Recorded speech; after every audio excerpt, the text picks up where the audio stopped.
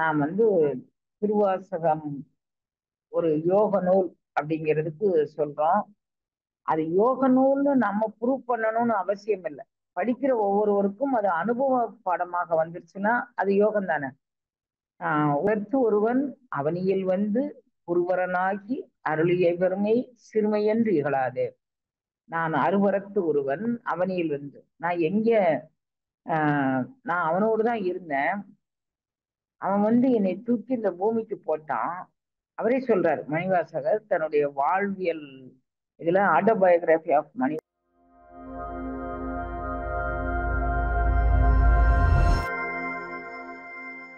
எல்லாம் அல்ல சிவபரஞ்சோதியின் திருவுருட்கரணியினால் நாம் இப்போ எல்லாரும் நவாக்கரி அப்படிங்கக்கூடிய ஒரு மந்திர வகுப்புக்கு நீங்கள் எல்லாரும் குழும போறீங்க. இது ஒரு ஜென்மா 2 ஜென்மாவில் செய்த புண்ணியம் அல்ல கண்ணு. கற்ப கோடி காலம் செய்த புண்ணியத்தின் பலன். நவாக்கரினா என்ன அப்படிங்கிறது நமக்கு தெரியும். அது அனுபவ பொருள் ஆகுதோ ஆகலையோ அது 2வது பட்சம். ஆனால் அதை பற்றிய ஒரு உணர்வு கிளீன் அப்படிங்கக்கூடிய அந்த உச்சாடன பொருள் நமக்கு கையில் கிடைப்பதற்கு கல்ப கோடி காலம். நான் உங்கள் மூலமாக நான் எதையோ வாங்கிக்கிறதுக்கோ புரிஞ்சுக்கிறதுக்கோ நான் சொல்லலை. இத்தனை உயிர்கள் கல்ப கோடி காலமாக செய்த புண்ணியத்தின் பலனாக இந்த நவாக்கரிக்குள்ளே நுழைஞ்சிருக்கிறாங்களே, இந்த திருமூலர் திருச்சிந்தனைக்குள்ளே நுழைஞ்சிருக்காங்களே நினச்சி நான் பெருமையாக சொல்கிறேன். நீங்கள் பாருங்கள், மந்திரம் ஓர் எழுத்து உரைத்த மாதவர் இறை அடியவர்களை சொல்றாங்க. மந்திரம் ஓர் எழுத்து உரைத்த மாதவர் சிந்தை நொந்திட. இவங்க இது ஒரு எழுத்து கிளீன் மட்டும் சொன்னா கூட போறீங்க. அவங்கள யார் சீண்டுனானாலும் இப்ப நீங்க எதுக்கு சொல்ல போறீங்க? நான் திட்டமிடாமல் வாழ்ந்து நான் ரொம்ப செலவு பண்ணிட்டேம்மா. திட்டமிடாமல் வாழ்ந்து அதை திட்டமிடாமல் வாழ்ந்துன்னு அவங்க சொல்ல மாட்டாங்க கண்ணு. அதனாலதான் நமக்கு போகுது. நம்மளுடைய வாழ்க்கை திட்டத்தை எனக்கு 100 ரூபா வருமானம்னா நான் 80 ரூபாய்க்குள்ள நான் வடிவமைச்சுக்கலாங்க. வடிவமைக்க தெரியாதனால் பக்கத்தில் உள்ளவங்களை பார்த்து பொறாமப்பட்டு அதுதான் அழுக்காறு அவாவைகள் இன்னாச்சம். இந்த 4ம் தவிர்த்துட்டனாலே உனக்கு யோகம். அந்த 4ஐயும் தவிர்க்க வைக்கும் மந்திர சொற்கள் இவை. காமம், வெகுளி, மயக்கம் இவை 3 நாம கெடக்கெடும் நோய். அதை கெடுப்பதற்கான மந்திரம் நவாக்கரி.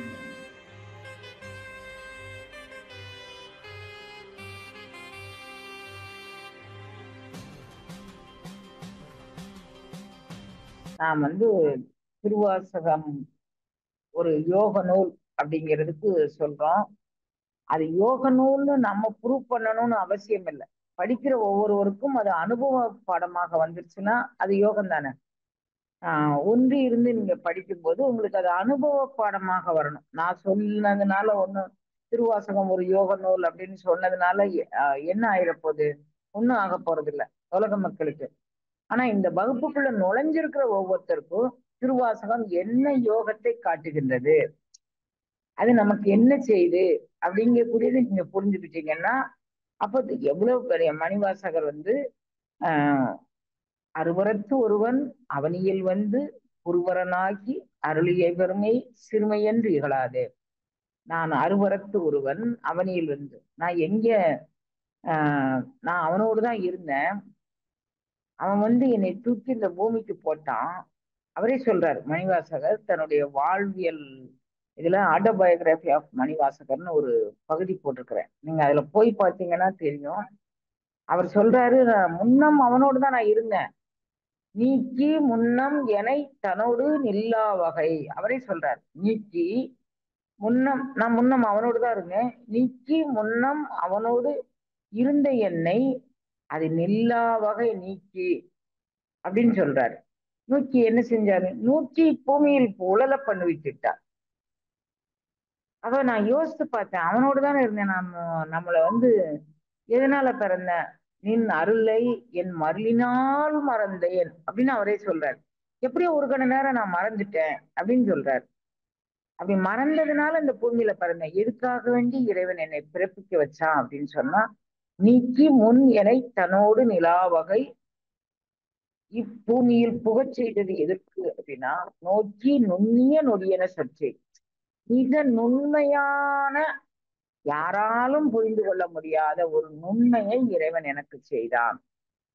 ஜபம் அப்படிங்கக்கூடியது நம்ம மந்திரங்கள் சொல்றது. அது எதுக்காக சொல்றோம் அப்படின்னா, நம்மளுடைய எண்ண ஓட்டங்கள் ரொம்ப தாறுமாறா ஓடும் குழந்தைங்களா. இன்னைக்கு கடல் பரப்பளவு நம்ம அளந்துடலாம், வான பரப்பளவு அளந்துடுறாங்க, அப்புறம் வந்து புவியின் பரப்பளவு அளந்துடுறாங்க. எல்லா அறிஞர்களும் அங்கங்க இதனுடைய பரப்பளவு இவ்வளவுன்னு அளந்துடுறாங்க. ஆனா மனப்பரப்பளவு இதுவரை அளந்து உன்னுடைய மனம் இவ்வளவு நீள அகலம் உடையது, உன்னுடைய மனத்துல இந்த உணர்வுகள் ஓடுகின்றது, அதற்கு வந்து எந்த மீட்டரும் கிடையாது கண்ணு. நீங்க தனிமையில உட்கார்ந்து நீங்க யோகம் அப்படிங்கிறத நீங்க புறவழி சிந்தனைய மாற்றி அமைக்கிறதா யோகம் அப்படின்னு புரிஞ்சுக்கோங்க குழந்தைங்களா. அதைத்தான் நான் நேற்றே சொன்னேன். நான் காலையில் நான் வந்து ஆஹ் உங்களுக்கு ஒரு விஷயம் நான் வந்து ஏதாவது உங்களுக்கு சொல்லணும் அப்படின்னு தயாரிச்சு எடுத்துட்டு வந்தோம்னா அந்த இதை வந்து நான் ரெஃபர் பண்ணவே மாட்டேங்கிறேன் குழந்தைங்களா. பிள்ளைங்களுக்கு இந்த கருத்தெல்லாம் சொல்லணும், அந்த கருத்தெல்லாம் சொல்லணும். ஆனா என் மனம் போன போக்குல நான் சொல்லிடுறேன். நீங்க எந்த அளவுக்கு புரிஞ்சுக்கிறீங்க அப்படிங்கிறது எனக்கு தெரியல. இப்போ வந்து மனப்பரப்பளவுக்கான எல்லை காண முடியாதனால அதை நீங்க எல்லை எல்லை கட்டி கொண்ட அந்த உடலால எல்லை கட்டி கொள்ளாத மனப்பரப்பு இருக்கு. மனப்பரப்புக்கு இன்னைக்கு திடீர்னு அமெரிக்கா போகுது, திடீர்னு ரஷ்யா போகுது, திடீர்னு ஸ்பெயின் போகுது, எங்கெங்கயோ போகுது. அப்ப அந்த இது எந்த மீட்டர் கொண்டு அளக்குறது?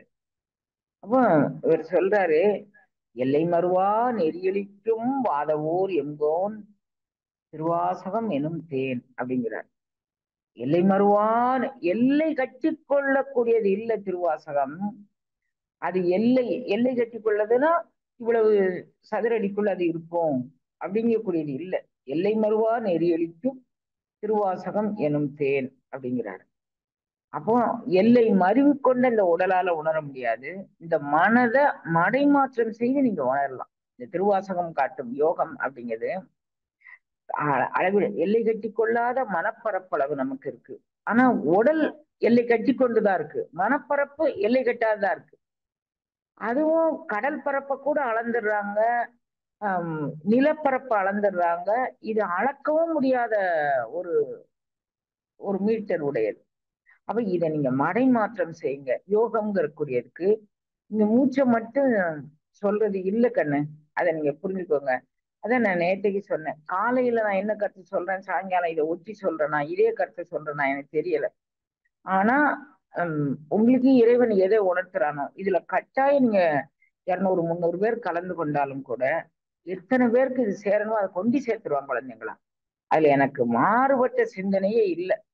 எத்தனை பேருக்கு இந்த கருத்து கொண்டு சேரப்படணுமோ அத்தனை பேருக்கும் இறைவன் வந்து இந்த கருத்தை கொண்டு சேர்த்துருவான். அப்போ அதனால நான் வந்து என்ன நினைக்கிறேன் அப்படின்னு கேட்டீங்கன்னா, நீங்க இந்த வகுப்பை ஊன்றி கவனிங்க. திருவாசகம் வந்து என்னத்தை சொல்ல வருது நமக்கு. ஒரு பாட்டுல சொல்றாரு, ஓசை ஓசையால் உணர்வார்க்கு உணர்வு அறியான் அப்படின்னு சொல்றாரு. வேத மந்திரங்களுக்கு பொருள் சொல்ல முடியாது கண்ணு. அந்த ஓசை தான் அதனுடைய நுட்பம். அந்த ஓசையே நமக்கு தெரியும். ஓசையில வந்து இறைவனை வந்து அப்பர் பாடும்போது ஓசை ஒலியலாம் ஆனாயினியே உலகுக்கு ஒருவனாய் நின்றாயினியே தேச விளக்கலாம் ஆனாயினியே அப்பர் சொல்றாரு கண்ணா. இறைவன் வந்து எப்படி வருவான்? நீங்க நீங்க யோகம் பண்றீங்க அப்படின்னா இறைவன் எப்படி வருவான் அப்படின்னு கேட்கும்போது இன்னைக்கு அப்பருடைய இதை கொஞ்சம் கலந்துக்கோங்க. எல்லா உலகமும் ஆனாயினியே ஏகம்ப மேவி இருந்தாயினியே இதே பதிகத்துலதான் வருது. ஓசை ஒலியலாம் ஆனாயினியே அது முதல் பாட்டு நினைக்கிறேன், நான் அப்படிதான் நினைக்கிறேன். இது 5 6வது பாட்டாக இருக்கலாம். அவர் சொல்லாரு, எல்லா உலகமும் ஆனாயினியே ஏகம்பம் மேவி இருந்தாயினியே. அப்புறம் வந்து நல்லாரை நன்மை அறிவாய் நீயே ஞானச் சுடராய் நின்றாய் நீயே எல்லா வினையும் அறுப்பாய் நீயே. நீ யாருயா? திருவையார் அகலாத செம்பொல் ஜோதி அடையாளப்படுத்துறாரு. மணிவாசகர் சொல்றாரு, தோற்றச் சுடரொளியாய் சொல்லார். இறைவனை பற்றி நம்ம எதுவுமே சொல்ல முடியாது கண்ணு.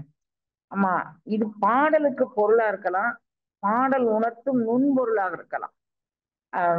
அது இலக்கிய ரசனையோடும் சொல்லலாம், நம்ம உணர்வலைகளோடும் சொல்லலாம். அனுபவிச்சு பார்த்தாதான் அதனுடைய உணர்வுகள் எப்படிப்பட்டது அப்படின்னு சொல்ல. அதுல சொல்லாத நுண்ணுணர்வாய் இறைவன் இருக்கக்கூடியவன்.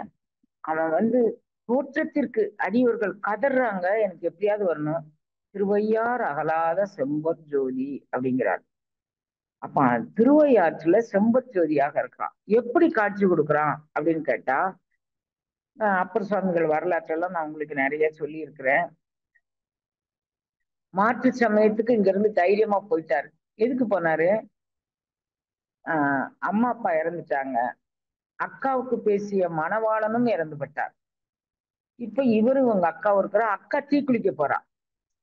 அக்கா வந்து இவர் கைப்பிடிச்சு நிக்கிறாரு. உற்றார் உறவினர் எல்லாரும் சேர்ந்து அவன் அக்காட்ட சொல்றாங்க, நீங்க வந்து நெருப்பு குளிச்சா அந்த பையன் அதோகதி ஆயிடுவான் அப்படின்னு. அந்த அம்மா, இந்த உலகம் வந்து எப்படியும் எப்படிப்பட்ட உலகம் நம்ம எல்லாருக்குமே தெரியும். தம்பியர் உளராதல் வேண்டும் என்னும் தம்பி. இப்ப இன்னைக்கு திலகவதி அம்மையாரை பத்தி நம்ம நிறைய பேர் சொல்றது இல்லை. ஆனா தம்பியர் உளராதல் வேண்டும் என்னும் எண்ணத்துல நம்ம இருந்தாங்க. தம்பி இருக்கணும். எப்படி இருக்கணும்? இன்னைய வரைக்கும் இருக்கணும். தம்பியோட வரலாறு எது? 7ஆம் நூற்றாண்டு.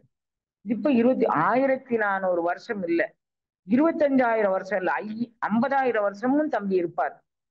ஏன்னா அந்த திலகவதி என்னும் அந்த யோகினி தன்னுடைய தமத்தால், தன்னுடைய ஞானத்தால், தன்னுடைய பக்தியால், தன்னுடைய விசுவாசத்தால், தன்னுடைய வைராக்கியத்தால் தன்னுடைய உடலையும் மனதையும் யோக நெறிப்பில் பொசிக்கு கொண்ட ஒரு புண்ணியவதி. அந்த அம்மா நினைச்சாங்க தம்பியர் உளராதல் வேண்டும், தம்பி எனக்கு. இத நினைச்ச அப்பர் சுவாமிகள் பாடுறாரு. எல்லாருமே வந்து அம்மையே அப்பா அப்படின்னு தான் பாடுவாங்க. உடன் தோன்றினராய் அப்படின்னு ஒரு பாடலை பதிவு செய்யற குருவு காணிக்கையாக உடன் தோன்றினராய் அப்படின்னு சொல்றார். அப்போ அந்த அந்த உடன் தோன்றினவர் இவருக்கு என்னெல்லாம் செஞ்சிருக்கான்னு, இவர் இங்க இருந்தாரு, மன உளைச்சல் வந்துருச்சு. இப்ப நீங்க எல்லாரும் டெப்ரஷன் டெப்ரஷன் டெப்ரஷன்றீங்களா? ஒரு டப்பாவோ ஏதோ ஒரு டப்பா வந்துருச்சு அவருக்கு. சின்ன குழந்தை, அதுக்கு வந்து மன உளைச்சல் வந்துச்சு. அப்போ எங்க சமயத்துல நம்ம சமயம் சார்ந்து நாம தான் வந்து என் சமயத்துல அது இருக்கு இது இருக்கு வா போன்னு நம்ம தான் எதுவும் கூப்பிட்டுக்கிறது இல்லை. அது நம்ம கூப்பிட சொல்லி சொல்லவும் இல்லை போல இருக்கு. அதனால நம்ம வந்து அதை விட்டுருக்கோம். கூப்பிட்டாங்க, எங்களுக்கு வாங்க வாங்க வாங்க வாங்கன்னு கேட்கவும், அங்க என்ன நடக்கு அப்படின்னா, கொல்லா நெறிய குருவருள் நெறின்னு சொன்னாங்க. ஆடு மாடெல்லாம் இவங்க வெட்டிட்டு தெரியுறாங்க, நம்ம இங்க இருந்துட்டோம் போல இருக்கு, தப்பு அப்படின்னு அங்க போயிட்டாரு. ஆனா ஆடு மாடைத்தான் இவங்க வெட்டினாங்க, மனுஷரே வெட்டக்கூடிய அளவுக்கு, மனுஷர் கேவல் பில்லி சூனியம் வைக்கக்கூடிய அளவுக்கு அங்க இருந்தாங்க.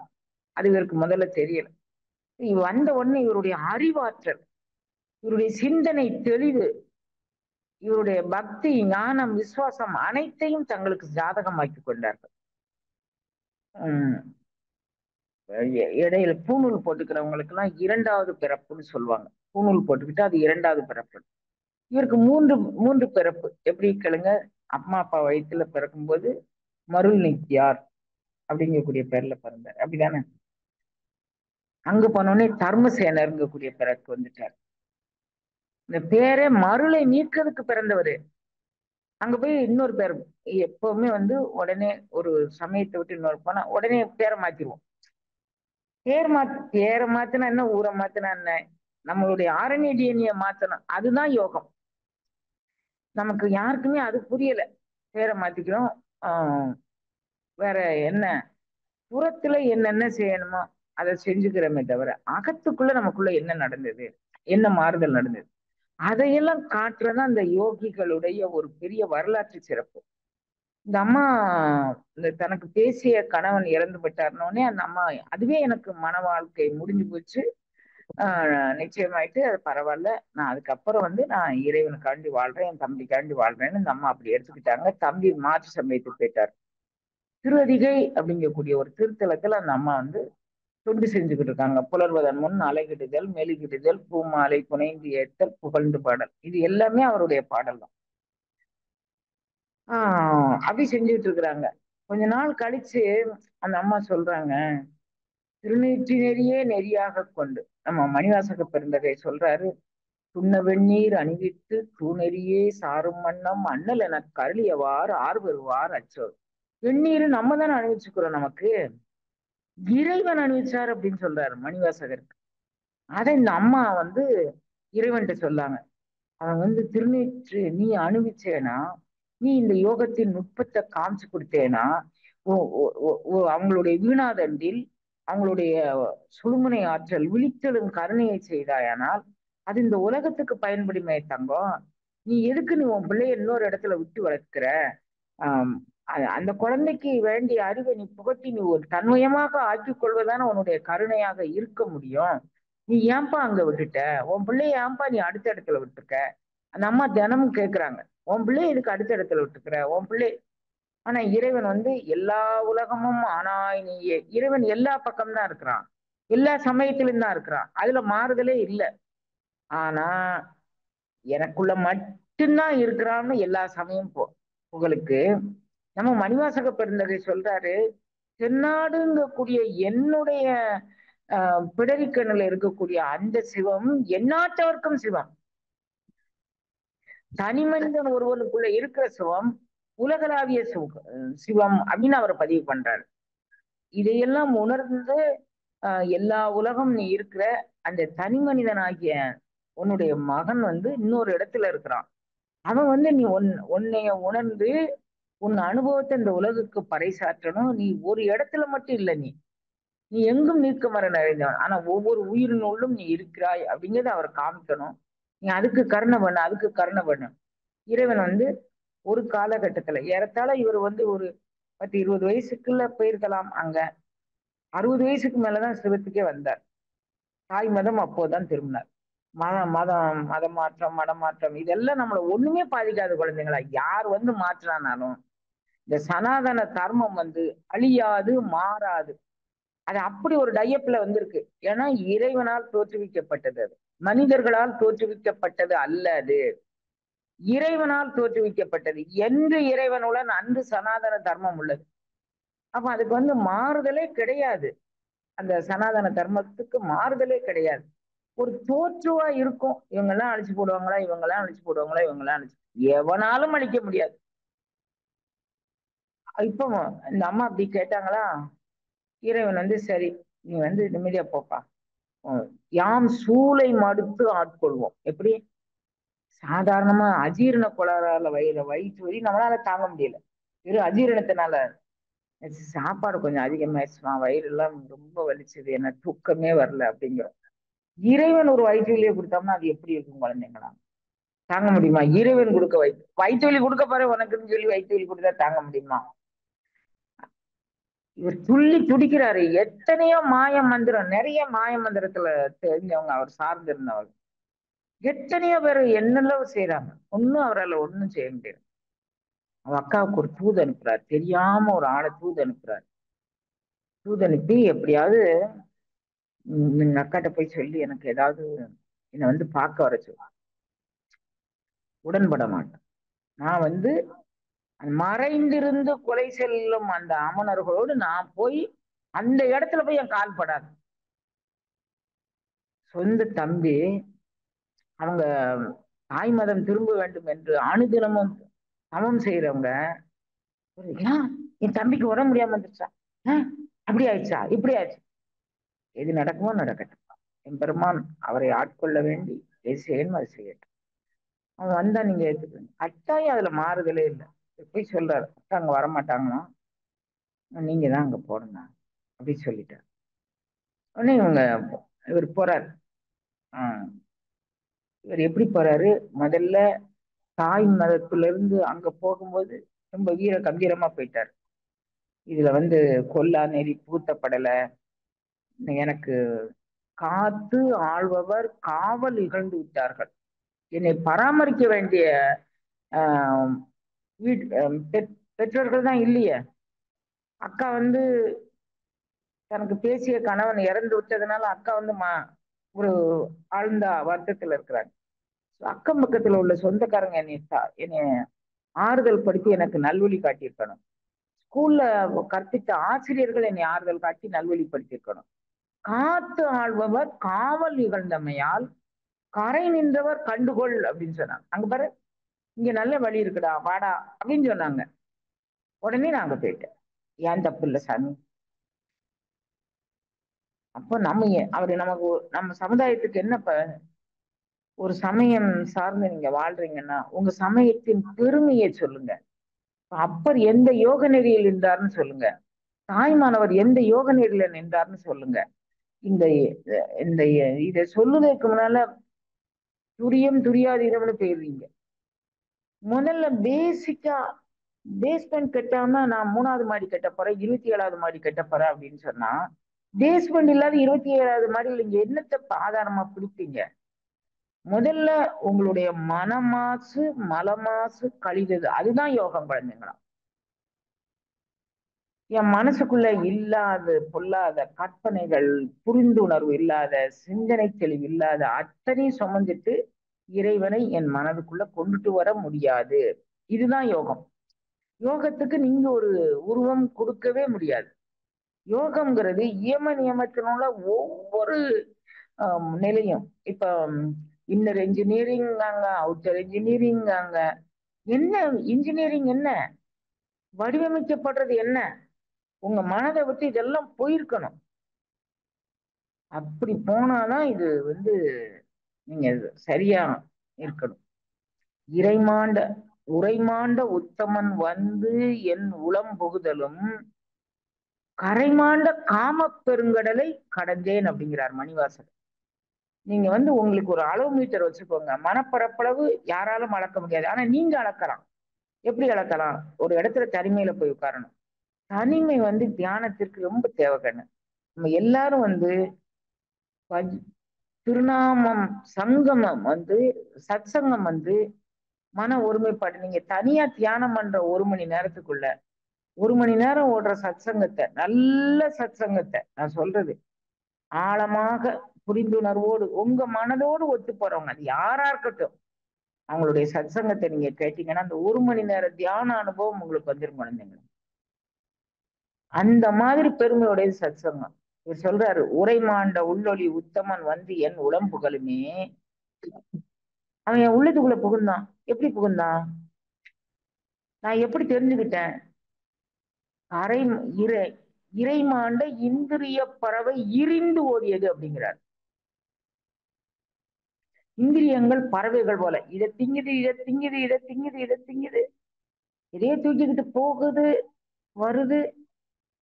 பறவைகள், அது இந்திரியங்களை பறவைகளுக்கு சமமா சொல்ற. இறைமாண்ட இந்திரிய பறவை இரிந்து ஓடலுமே. அப்புறம் ஓடின பிறகு எனக்கு என்ன நடந்துச்சு? கரைமாண்ட காம பெருங்கடலை கடத்தலும். இந்த காம பெருங்கடல் அதுக்கு எல்லை கிடையாது. எப்படி ஆண்டவனுக்கு எல்லை கிடையாதோ அது மாதிரி காம பெருங்கடலுக்கும் எல்லை கிடையாது. இப்ப நம்ம திருவாசகம் என்ன யோகத்தமா சொல்லுது அப்படின்னா, அது சொல்லுது கரைமாண்ட காம பெருங்கடலை கடக்கும் யோகத்தை சொல்லுது. அதுக்கு நம்ம என்னமா செய்யணும்? நீங்க முதல்ல பேசிக்கா உங்களுடைய வாசிய ஏதோ ஒரு திருநாமத்தோடைய கவனிங்க. மன உணர்வு எங்கெல்லாம் போகுதுன்னு பாருங்க. இன்னைக்கு காலையில எரிச்சோமா, ஆடி அமாவாசையா, அம்மா பாயசம் வைக்க சொன்னாங்களா, சக்கரை பொங்கல் வைக்க சொன்னாங்களான்னு ஒரு சந்தேகம் இருந்துச்சா, பாயசமாவும் வச்சுக்கலாம், சக்கரை பொங்கலாவும் வச்சுக்கலாம் குழந்தைங்களா. அந்த சந்தேகம் எல்லாம் வேண்டாம். எது உங்களுக்கு சாத்தியமோ அதை வச்சுக்கலாம், ஆனா அதை கட்டாயம் வைங்க. அப்படி போச்சா, அதுக்கப்புறம் இதை யாருக்கு கொடுக்கலாம்? நமக்கும் சுகர் பேஷண்ட். இறைவன் கண்ணார் அமுதமுமாய் நின்றான் கடல் பாடி, மணிவாசகர் சொல்றாரு. இறைவன் கண்ணுக்குள்ள அமுதமுமாய் நிற்கிறான் குழந்தைங்களா. அந்த அமுதத்தை சாப்பிட்டோம்னா நமக்கு சுகர் வராது. தித்திக்கும் தேனை, தேன் தேன் சாப்பிட்டனாலும் கட்டாயம் சுகர் பேஷண்ட்டுக்கு சில பதிவுகள் எல்லாம் தேன்லாம் சாப்பிடலாம், பழங்கள்லாம் சாப்பிடும். தேனும் ஒரு சத்து தான், சுகர் பேஷண்ட்டுக்கு சொல்றேன், மீதி பேருக்கு. அப்போ அப்ப தித்திக்கும் தேனே அப்படிங்கிறாரு இறைவனை. அப்ப அந்த இறைவனாகி அந்த தித்திக்கும் தேனை நம்ம சாப்பிட்டோம்னா நமக்கு சுகர் வராது. அவன் உள்ள இருக்கிறான்ல. உரைமாண்ட உள்ளொளி உத்தமன் உடம்புகளுமே கரைமாண்ட காம பெருங்கடலை கடத்தலும் இறைமாண்ட இந்திரிய பறவை இரிந்து ஓடியது. துறைமாண்டவா பாடி தொல்லேனம் துறைமாண்டவா பாடி தொல்லேனம். என்ன துறை மாண்டுச்சு? நம்ம எல்லாருக்கும் ஒரு ஒரு ஐடென்டிபிகேஷன், ஒரு கழுத்துல ஒண்ணு ஏதோ ஒண்ணு மாட்டிக்கிட்டு ஒரு ஆபீஸ் போய்க்கிறோம். கழுத்துல ஒரு என்ன ஒண்ணுமோ ஒண்ணு மாட்டிக்கிறாங்க தானே, ஆபீஸ் போகும்போது கழுத்துல ஒரு ஐடென்டிட்டி வச்சுக்கிறோம் எல்லாருக்குமே. அப்ப பெரிய எனக்கு அது எல்லாமே மாறிடுச்சு. அந்த அந்த இதுல ஜாதி, குலம், பிறப்பு எல்லாம் மாறிடுச்சு. இப்ப என்ன வரும்? குலம் தரும், நான் மணிவாசகர் குலம், நான் சிவகுலம், குலம் தரும் செல்வம் தந்திரும், ஒரு நாளும் தளர்வரியா மனம் தரும். இது எல்லாமே எனக்கு தரும் அப்படிங்கக்கூடியதை நீங்க நம்புங்க குழந்தைங்களா. இந்த மன ஓட்டத்தையே கவனிங்க. திருவாசக யோகம் என்ன சொல்லு? மன ஓட்டத்தையே கவனிங்க. அது எங்கெல்லாம் ஓடுது அப்படின்னு பாருங்க. ஓ, மனப்பரப்பளவு காலையில எழுந்துச்சு நம்ம இது செய்வது, அதை மடை மாற்றுவதற்கு சிந்தனை நிந்தனக்காக்கி மடை மாற்றுவதற்கு ஒரு நல்ல சத்சங்கம் போடுங்க, நல்ல பாடல்கள். எனக்கு நான் விரும்பி கேட்கிற பாடல் வந்து தர்மபுரம் சுவாமிநாதன் ஐயாவுடைய பாடல், அருப்பா பாடல்கள் எல்லாமே நான் ரொம்ப விரும்பி கேட்பேன். திருவாசக பாடலும் அவர் விரும்பி கேட்பேன், விரும்பி ரொம்ப ரொம்ப விரும்பி கேட்பேன். அது இல்லை அப்படின்னா ஏன் சத்சங்கத்தையும் நான் கேட்டுக்குவேன். ஏறத்தாழ ஒரு 12 வயசுல இருந்தே கத்திக்கிட்டு இருக்கிறேன்ல, ஏன் சத்சங்கத்தை நான் விரும்பி கேட்டுக்குவேன். அதை நான் புதுசா கேட்கிற மாதிரியே கேட்பேன் குழந்தைங்களா. அதான் ரொம்ப ஆச்சரியம். இப்போ வந்து இப்ப நம்ம அப்பரோட பயணிக்கிறோம், அதை விட்டுறாதீங்க சரியா. அக்கா வயிற்று வலி வந்ததா, அக்கா வந்து பார்க்க வராரு. எப்படி வராரு? முதல்ல என்ன வந்துட்டாரு, ஆஹ் இங்க இருந்து கம்பீரமா போயிட்டாரு. இப்ப எப்படியா வராரு? ஒரு வெள்ளை புடவையை எடுத்து பெண்ணாட்டம் சுத்திக்கிட்டு வர்றாரு குழந்தைங்க. ஒரு வெள்ளை தெரியாம, இரவோட இரவா. நம்ம எந்த சமயத்துக்கு போனாலும் இதான் கதி. தாய் மதம் திரும்புறதுக்கு முன்னால நமக்கு அவ்வளவு மனவேதனையும் டார்ச்சரையும் எந்த சமயத்திலும் கொடுக்குறாங்க. எந்த காலத்துல? 1400 ஆண்டுகளுக்கு முன்னால சுதந்திரமாக அவரால் வெளியே வர முடியல. இரவோடு இரவாக ஒரு புடவையை, வெள்ளை புடவையை சுத்திட்டு வர்றாரு அவர். ஆனா மனதில் இருந்த உறுதி வந்து அவர் அங்க குணம் சேர்த்துருச்சு. அந்த அவங்க அக்கா காலில் வந்து கும்பிடுறாரு, சிவாய நம என்று அந்த அம்மா திருநீர் கொடுக்குறாங்க, வாயில போடுறாரு, திருக்கோயிலுக்கு கூட்டிட்டு போறாங்க. உடனே என் தம்பி வந்து 60 வருஷமா என்னை பிரிஞ்சு இருந்திருக்கிறான், வாடா நான் இடியப்பன் சோறு போடுறேன், நான் சாம்பார் சாதம் போடுறேன், நான் பூரி கிழங்கு வச்சு தரேன்னு சொல்லல. ஏன்னா இது எல்லாம வாயானை மனத்தானை, இது அப்புறப்பட்டிருக்கான். மனத்துள் நின்ற கருத்தானை கருத்தறிந்து முடிப்பான் தன்னை.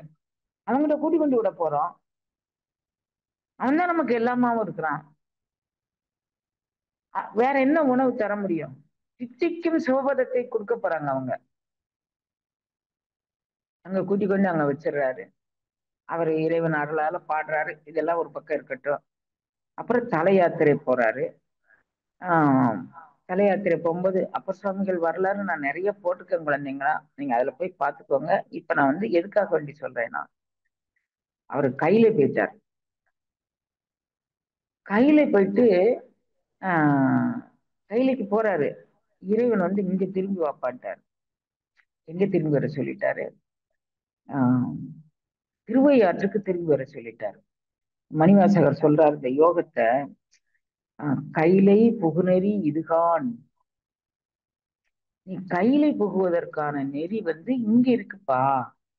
நம்ம கைலை வந்து அங்க போறோம், இங்க வந்து கைலை புகு நெறி தொண்டைக்கு மேல நீங்க வந்து ஒரு உன்னதமான அனுபவ ஸ்தானம் உள்ளது. அந்த அனுபவ ஸ்தானத்துக்குள்ள நீங்க உள்ள நுழையணும். இது புகும் நெறி, போயிட்டு திரும்ப ஒரு நெறி இல்லை. கைலாசத்துக்கு போயிட்டு நான் கைலாயம் போனேன், எல்லாரும் நம்ம கைலாயம் போறோம். கைலாயம் போறோம், ஒரு வார பயணமா 10 நாள் பயணமா போறோம், திரும்பி வந்துட்டோம். திரும்பி வந்த போதும் நம்ம கைலாயம் போறதுக்கு முன்னால எந்த அழுக்காறு அவா வெகுளி இன்னாச்சலோடு போனோமோ அதே அழுக்காறு அவா வெகுளி இன்னாச்சலோடு வரோம். அங்க உள்ளவங்களையும் 4 கடி கடிக்கிறோம். பயணத்துல ஒருத்தர் முன்னால போறாரு, ஒருத்தர் பின்னால போறாரு. நான் எனக்கு ஏன் இதை கொடுக்கல, ஆர்கனைசர்ல சண்டை போடுறவங்க நான் பார்த்திருக்கிறேன். எனக்கு ஏன் முதல் பேட்ச்ல என்னை போடல, நானும் தானே பணம் கட்டி வந்தேன். எந்த பேட்ச்லயும் நம்ம போத்தான் போறோம், போயிட்டு திரும்பி வரத்தான் போறோம். இந்த மனநிலை கூட, இந்த பக்குவம் கூட வரல, நம்ம கைலாயம் போறோம். நிறைய பேர் சத்தம் போட்டதை நான் பார்த்திருக்கிறேன். அப்ப இதெல்லாம் கைலை புகுநெறி எது அப்படிங்கிறத இறைவன் காமிச்சு கொடுக்குறான். மணிவாசகர் சொல்றார், கைலை புகுநெறி இதுதான். அது என்ன நெறிப்பா அப்படின்னு, மீண்டும் வாரா வழி அருளினான் அப்படின்னு சொல்றார். அவனிதழத்து அருபுறனாகி அவனிதழத்து அருபரனாகி குருபரனாக வந்தான். இந்த அவனிதழத்து குருபரனாகி அருளிய பெருமையை சிறுமை என்று திருநாமம் சொல்லி தந்திருக்கலாம். உங்களுடைய நடுநெற்றில கை வச்சு ஒரு அருள் அனுபவம் கொடுத்திருக்கலாம். உச்சந்தலையில கை தொட்டி சொல்லியிருக்கலாம். தொண்டையில சொல்லியிருக்கலாம். அவன் குருபரனாகி அருளி என்னமோ செஞ்சாங்க. அந்த நேரம் எனக்கு என்னமோ பண்ணிச்சு. அதுக்கப்புறம் எனக்கு ஒண்ணும் தெரியல. ஏன், நான் பிராக்டிஸ் பண்ணல. அவங்க காட்டி கொடுத்த நெறியில நான் நிக்கல. அப்படி நமக்கு தெரியாது. என்னவோ போனேன், அங்க போனோமா அங்க அது நடந்துச்சு, இங்க போனோமா அங்க நடந்துச்சு. அப்ப இங்க வந்தாலும் இதைத்தானே போய் சொல்ல போறோம். நம்ம இங்க வந்தாலும் இதைத்தானே போய் சொல்ல போறோம். அங்க போய் அது நடக்கல, இங்க போய் ஏதாவது பிராக்டிஸ் பண்ணோமா? ஒரு நாள் கதை கேட்டுட்டு போற கதை இல்ல கண்ணு இது. சரி, அப்புறம் இன்னைக்கு அப்புறம் அங்க போனாரா, நீ திருவையார் போப்பானார். திருவையார் வந்தார். திருவையார் அந்த குளத்துல மாதர்பிறை கன்னியானை மலையான் மகளோடும் பாடி போதோடு நீர் சுமந்து ஏற்றி புகுவார் அவர்கள். எனக்கு முன்னால வந்த அருளடியவர்கள் எந்த நெறியை பின்பற்றி போனார்களோ அந்த நெறியை விட்டுட்டு நான் வேற நெறிக்கு போயிட்டேன். இல்ல, என்னுடைய அப்பா அம்மா தாத்தா பாட்டி ஆச்சி எல்லாமே ஒரு நெறியில இருந்தாங்கல்ல, அதை விட்டுட்டு நான் வேற ஒரு நெறிக்கு போயிட்டேன். அப்ப இப்ப புகுவார் அவர் பின் புகுவேன். அவர்கள் கையிலை புகுநெறி இதுகான் என்று காட்டிய நெறியில் நான் புகாம நான் எங்கேயோ போயிட்டேன். அங்க கிடைக்கல கண்ணு அந்த காட்சி. கைலை காட்சி அங்கு கிடைக்கவில்லை. கைலை காட்சிங்கிறது நம்ம காணக்கூடிய மலை காட்சி அல்ல. நான் என்னுடைய சொந்த அனுபவத்தை நான் உங்ககிட்ட பகிர்ந்துக்கிறேன். ஒரு ஆடி அமாவாசை 3-4 ஆண்டுகளுக்கு முன்னால ஒரு ஆடி அமாவாசை நாங்க இங்க 5 வருஷம் 6 வருஷம் ஆயிட்டு. காலையில ஒரு 7 மணிக்கெல்லாம் ஆடி அமாவாசைக்கான தயாரிப்புகள்லாம் செஞ்சு முடிச்சுட்டேன்.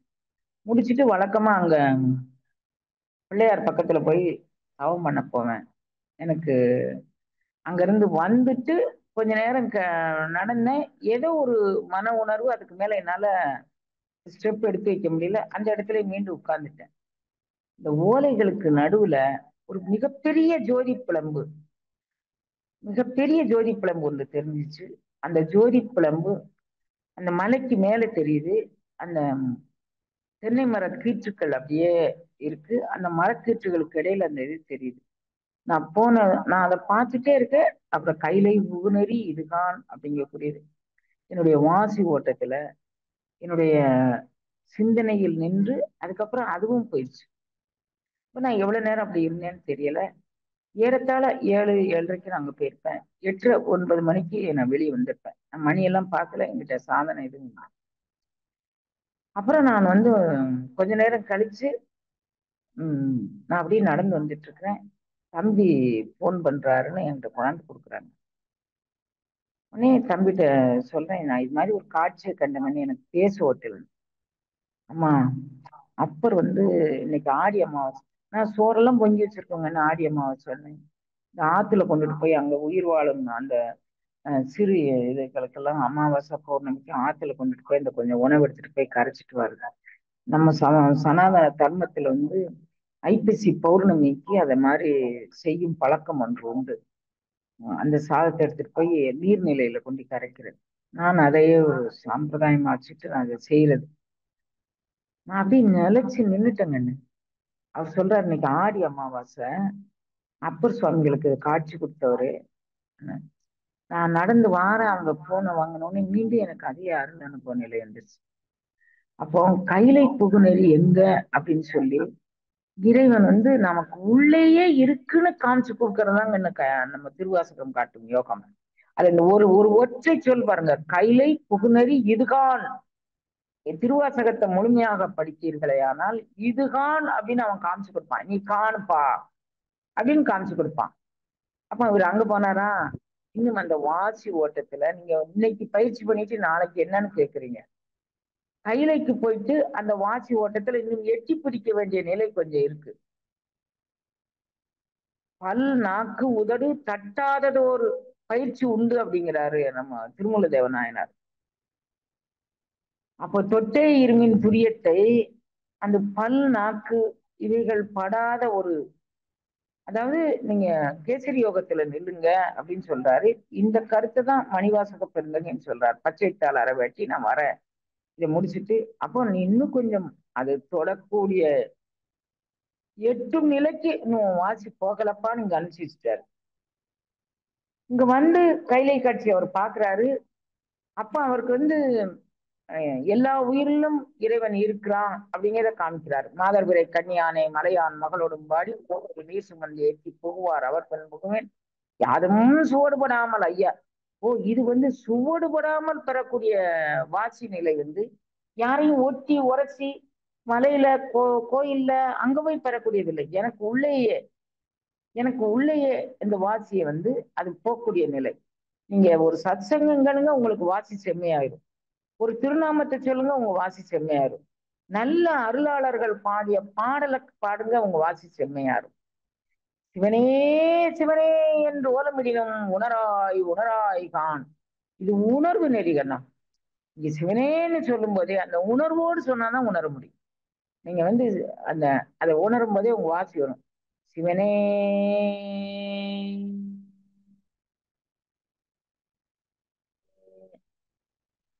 அந்த மூச்சு அங்க போகும்போது ஒரு ஒரு நிலையில போய் தொடுங்கண்ணா. நீங்க பாட்டு சும்மா நம்ம நான் சிவகுணம் பாடி முடிச்சிட்டேன் அப்படின்னு சொல்லிடலாம். அவர் சொல்றாரு, நிலந்தன் மேல் வந்தருளி நீள் கடல்கள் காட்டு. உன் உடம்புக்குள்ள புகுந்து கடல் காட்டுறாரு. அது அவர் வந்து எல்லா உலகமும் ஆனாய் நீ ஏன் அந்த கடல்ல காட்டுறாரு. நீதானாப்பா இது, எல்லா வடிவத்திலும் அன்னத்திலும் நீதான் இருக்கியா. அப்ப எல்லா உலகமும் ஆனாய் நீயே, ஏகம்பமேவி இருந்தாய் நீயே, நல்லாரை நன்மை அறிவாய் நீயே, ஞானச்சுடராய் நின்றாய் நீயே, பொல்லா வினைகள் அறுப்பாய் நீயே, புகழ்ச்சேவடி என் தலைமேல் வைத்தாய் நீ, செல்வாய செல்வம் தருவாய் நீ. இந்த சேவடி அனுபவம் இருக்கு பாருங்க, அது வந்து திருவையாற்றில் அவருக்கு கிடைச்சது கண்ணு. புகழ்ச்சேவடி என் தலைமேல் வைத்தாய் நீ. அவருக்கு இன்னும் கொஞ்சம் சந்தேகம் வந்துருச்சு. இந்த புகழ்ச்சேவடி என் தலைமையில் வைத்தது எப்பவுமே வந்து அருள் அனுபவத்தை இதுதான் அப்படின்னு அவன் காட்டி கொடுக்க வரைக்கும் நமக்கு புகழ்ச்சேவடி என் தலைமையில் வைத்தாய் நீயே, செல்வாய செல்வம் தருவாய் நீயே, திருவையார் அகலாத செம்பச்சுவடி. அது பெற்றாரு. இவருக்கு இன்னும் கொஞ்சம் சந்தேகம் வந்துருச்சு. நம்ம மாற்று சமயத்துக்கு வந்தெல்லாம் எம்பெருமான் நம்ம மேல கோச்சிருப்பானோ, நமக்கு பரிபூர்ணமான அருள் தரமாட்டானோ, எப்படி நம்மளாம் அவனை விட்டுட்டு 50-60 வருஷம் நம்ம போயிட்டோம்ல, நம்மளை கோச்சிட்டானோ என்ன செய்யும். நம்ம கோவாய் முடிக்கு ஆறுதலர் கூற்றம் கொமைப்பதன் முன் பூவார் அடிச்சோடன் தலைமையில் பொறிச்சு. இன்னும் கொஞ்சம் வாசி மேல போகல கண். தொட்டே இருமின் தொடியத்தை அது வந்து பல் நாக்கு உதடு தட்டாதது ஒரு இது கேசரி யோகத்து. இன்னும் கொஞ்சம் போகணும். அவர் நினைக்கிறார், திருச்செத்தி முற்றத்துல இருந்து நல்லூருக்கு 6 கிலோமீட்டர் தாங்க நடக்கிற தொலைவுலாம். ஏறத்தாழ அரை மணி நேரம் 3/4 மணி நேரத்துல நடக்கிற காலம். என் காலம் இப்ப இல்ல அப்படி இல்லை கண்ணே சொல்றேன். அவ்வளவு தொலைவுதான். அங்க வாப்பான்ட்டாரு. இந்த சக்தி முற்றத்துல இருந்து நல்லூர் போறாரு கண்ணு. நல்லூர் போகும்போது அவர் நல்லூர்ல இருந்து அவருக்கு சொல்றார், நினைந்துருகும் அடியவரை நைய வைத்தாய் நில்லாமே தீவினைகள் ஓடவே, சினந்திருகு களிச்சிறுவை போர்வை வைத்தார், சிறந்து வானோர் நனைந்தனைய திருவடியின் தலைமையில் வைத்தார். வானோர் வந்து அப்படி பூக்கள் போட்டு அவர்களுடைய கிரீடத்தில் உள்ள எல்லாத்தையும் போட்டு தலைகீழ நிக்கிறாங்க. அந்த இதனால அந்த நனைந்தனைய திருவடியின் தலைமையில் வைத்தார். எல்லாரும் நிக்கிறாங்க. எனக்கு சக்கினி பாதம் கூடிய அருள் வீழ்ச்சி, அந்த அருளார் அமுத பொழிவின் தலையில வர்றதுக்கு நனைந்தனைய திருவடி என் தலைமையில் வைத்தார்.